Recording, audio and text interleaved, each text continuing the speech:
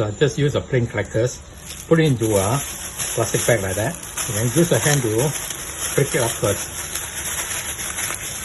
Now do not make it too fine, alright? Otherwise it becomes powder.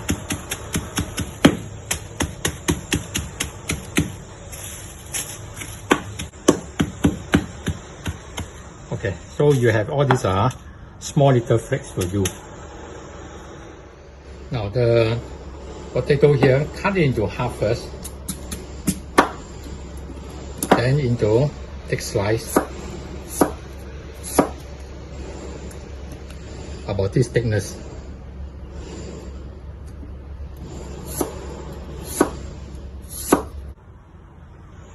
Now we shall cut this into 5 mm thickness slice.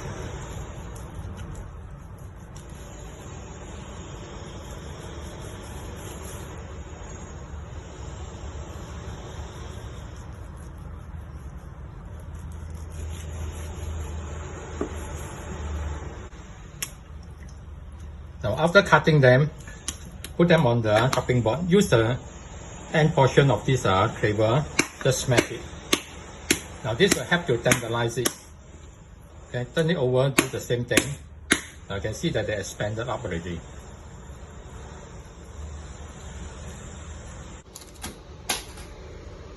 Now I have marinated it already with 4 tablespoons of oyster sauce, half a tablespoon of sesame oil, 1 teaspoon of pepper, and 2 tablespoons of cornstarch. Now, at the beginning when you marinate it may be too dry. Now, add in 1 tablespoon of water in to do it. After they absorb all, put in the next tablespoon. Altogether, put in 4 tablespoons so that they absorb all the marinade in, and later on it will be more juicy after the frying. Okay. Now, put this one aside for at least an hour for the taste to get in before we do the frying. Now, we are going to add in 2 tablespoons of cornstarch to create a wet batter for it to stick to the biscuit crumb. Make it a bit wet. I'm using this instead of egg white because the cornstarch batter is better for sticking. It will not turn watery. Now you feel it, if it's still not sticky enough, add some more.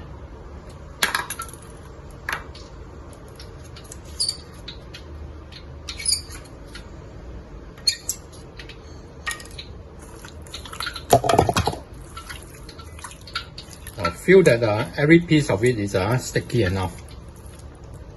Open it up.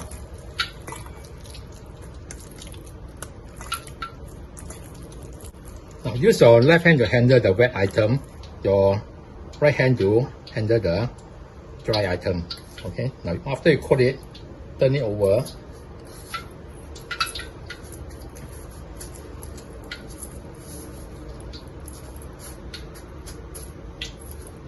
Okay, when it's fully coated, put into another plate. Alright, do the same for all the 4 pieces.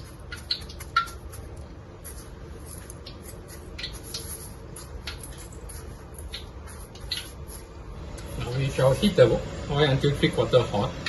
You put in your chopstick, you can see small bubble coming out. Alright, now put in your pork chop.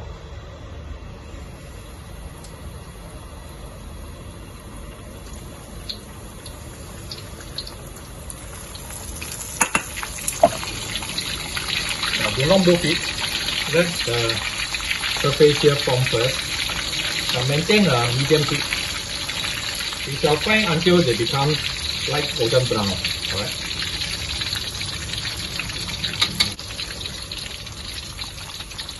Now we can flip it over. You can see that the crumb doesn't come out. Okay.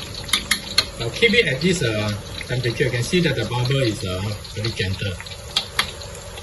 This will give him sufficient time to get cooked without getting burned on the outside. Every minute, turn it over.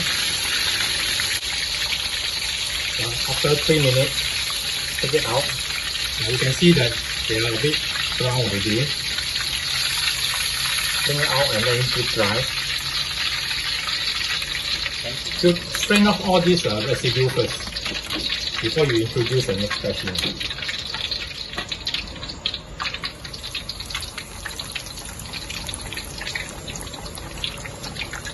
Now we are going to fry the potato until they are golden brown. Still use a medium fire to make sure that the potato will be cooked. After about 3 minutes, you can see that they are already brownish. Take it out. Now you can check whether they are fully cooked. Just poke it in and poke through already. Take it out.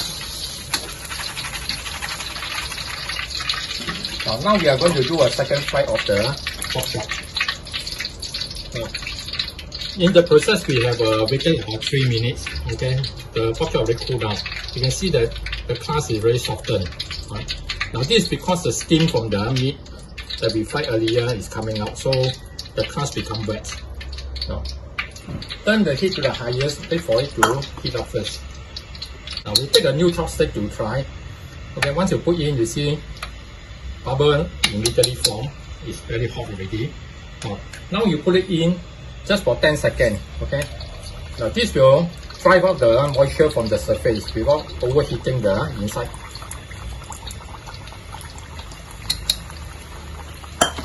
The fire must be at the highest to maintain the heat. I can see all this bubble coming out because of the moisture.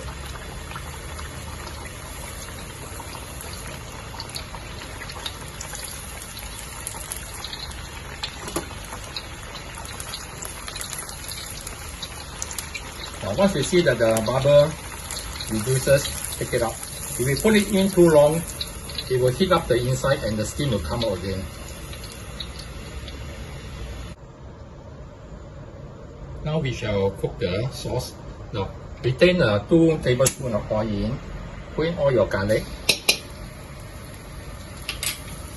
the big onion and the mixed beans.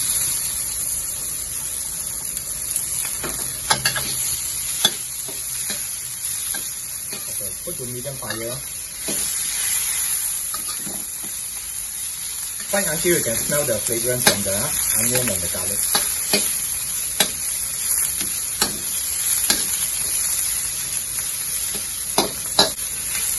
When you can smell them, add in your sauce mix.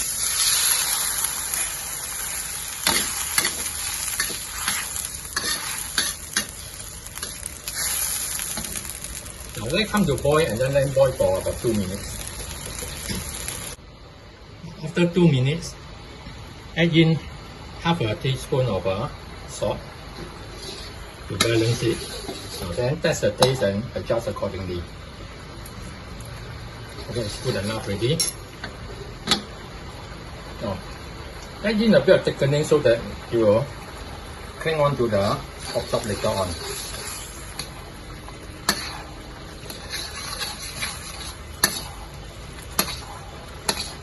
Okay, go for this consistency where they can cling on to the spatula.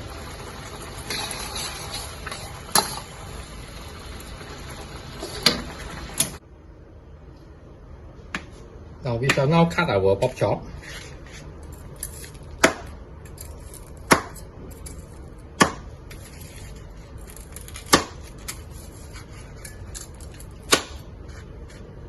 Okay, arrange your potato at the bottom first. And put in your pork chop. Add another piece in.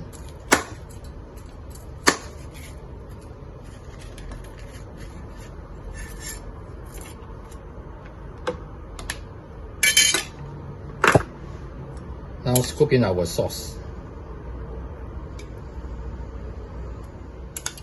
Okay, so we have our Hainanese pork chop done already.